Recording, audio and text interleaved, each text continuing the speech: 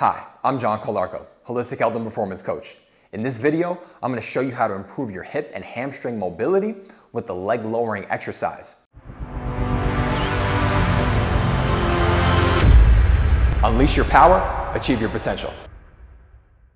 This is a stability and motor control, movement control based exercise that we're going to stack right up on top of doing hamstring mobility and flexibility work. So I've showed you before on the channel how to properly stretch and improve the flexibility and mobility in your hamstrings. So if you haven't watched that video yet, or if you don't have a baseline level of hamstring mobility just yet, then definitely you can watch this video, but make sure you go back and watch that video and work on your mobility first, as that's the path that we need to follow to properly be able to perform this exercise.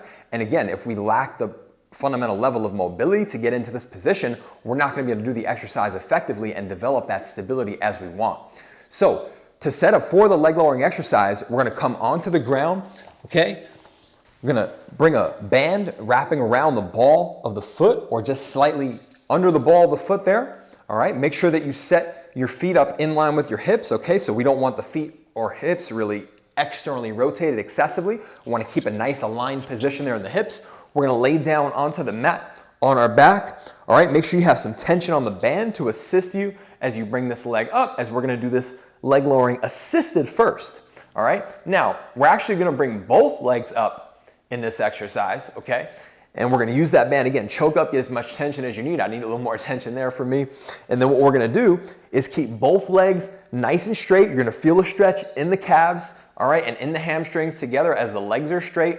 Squeeze the quad muscle, squeeze the hip flexors a little bit to help stabilize and activate and also neurologically relax the hamstring. Remember, when we contract the quad and the hip flexor muscle, the opposite muscles neurologically relax. All right, so we're gonna set ourselves in that position. Once we're there, all right, we're gonna focus on exhaling, okay, breathing out through the mouth like we're blowing through a straw, okay, and then we're gonna lower, just like the name of the exercise, the opposite leg. So okay, tap that heel on the ground if you can, and then inhale through the nose, okay, to return to the start position. Think about trying to bring this leg up a little higher than the assisted leg if you can, all right? And then again, we're gonna repeat. I'll show you a couple of reps. Exhale, blow like you're blowing through a straw. Feel those abdominals engage. Tap that heel, all right? If you can maintain this leg up in position, hopefully you should be able to because it's assisted right now. Again, exhale. Slowly lower and control that leg, tap that ground, okay, and then drive back up, all right? And that's how you perform the band assisted leg lowering exercise. Now, if that's too difficult for you to do, then what we're gonna do is take a foam roller, okay?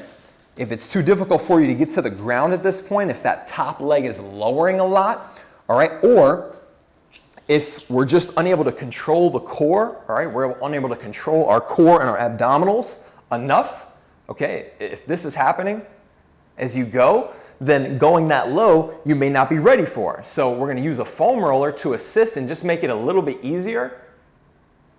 All right, we're just gonna tap and then come back up, all right? So you can see that that shortens the range of motion and makes the leg lowering exercise a lot easier, or not a lot easier, but a little bit easier because we decrease that range of motion. All right, once you've mastered the band assisted leg lowering, then we're gonna get rid of the band entirely, okay? And now this is really gonna become more of a functional core exercise, okay, again, but as well a hip mobility and hamstring mobility exercise. So again, we're gonna go ahead and set ourselves both legs up, okay? Arms can just be relaxed at your sides, ideally. All right, if we're pressing them down, it's actually gonna make it a little easier and give us some assistance. All right, so from here, we're gonna do the same exact thing. Exhale, lower that leg under control, tap.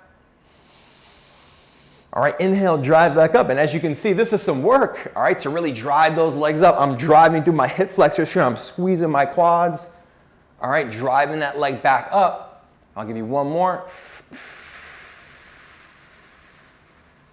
Tap, inhale, drive that leg up as much as you can, all right, keeping those legs nice and straight. So that's some work for our quads and hip flexors, all right, to be able to work through this reciprocal leg raise pattern. Now, again, I can place the foam roller underneath my heels if I need to make the exercise a little bit easier. So again, I'll go ahead and set up. I often recommend setting up for this one with the knees bent and then straightening the legs so you're not doing such a hard leg raise to get yourself set. So get yourself set, same thing. Exhale, lower, tap that leg, keep that top one up. I'll show you one on this side.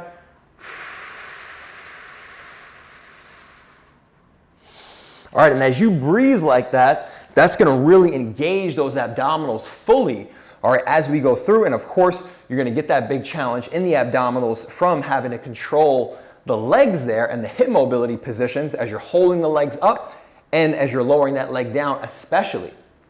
All right, so that's how we perform the leg lowering exercise. Okay, as you can see, there's a couple of different options for you. So pick the one that works best for you. If you've never done this exercise before, definitely start out with the one with the band and a foam roller, okay? If you have done similar exercises or if you feel like you have really good hamstring mobility and a baseline level of core stability and strength, then you can start with the band assisted one and no foam roller, and then master that one first, and then we'll progress on to the leg lowering exercise with no assistance, all right? Just a true leg lowering exercise, which again, not only is gonna help us improve our hip and hamstring mobility, it's also going to improve our core stability. As you can see, that workout was getting there in my core as I'm doing that full exhale and having to own that leg up in that full flexed position, all right, on my own without any band assistance, okay? So that is the leg lowering exercise. Now, again, make sure you make the proper modifications for you and make sure that we avoid some of these common mistakes here.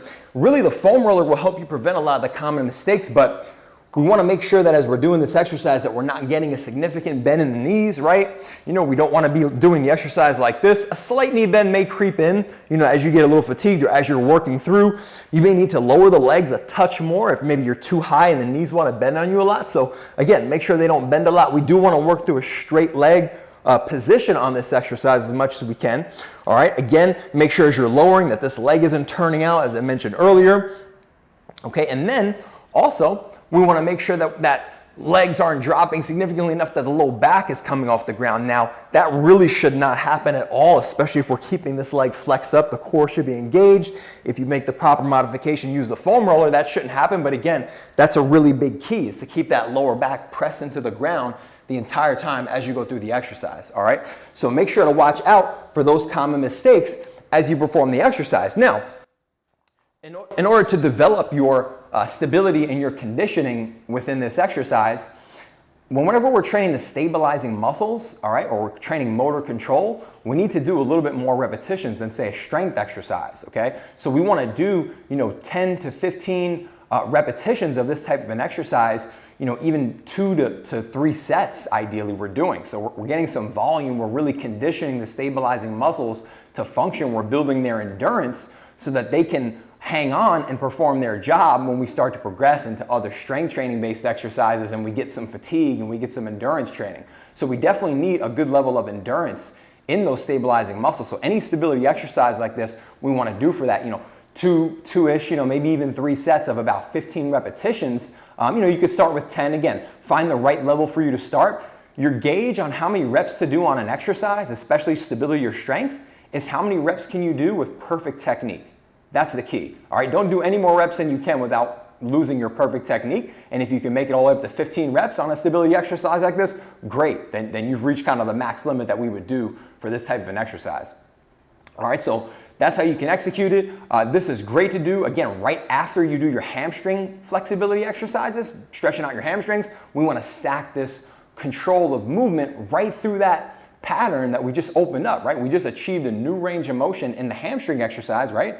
If you're stretching out your hamstrings and doing mobility there. And then we want to stack this stability right on top. And then ideally, we're doing strength exercises that challenge the hip hinge movement pattern, which this progression of opening up your hamstrings and your hip mobility helps you perform better. So that would be the ideal way to go about performing this exercise. But again, it doesn't have to be right before a workout. You can add this in throughout the day if this is something that you really want to work on right now, or you know, anytime that you want to just get some mobility working on your hips, your core, maybe before you take a walk is also a good time. All right, so I hope this was helpful for you. If it was, let me know in the comments below. Drop a like if this was helpful for you. And make sure you subscribe to the channel and hit the notification bell. I have more videos coming in this series of building your hamstring mobility, stability, and then strength, where we're gonna be going into the hip hinge strength exercise patterns and really developing the strength through those. So you definitely don't wanna miss those. So until then, I'll see you in those videos. Unleash your power, achieve your potential.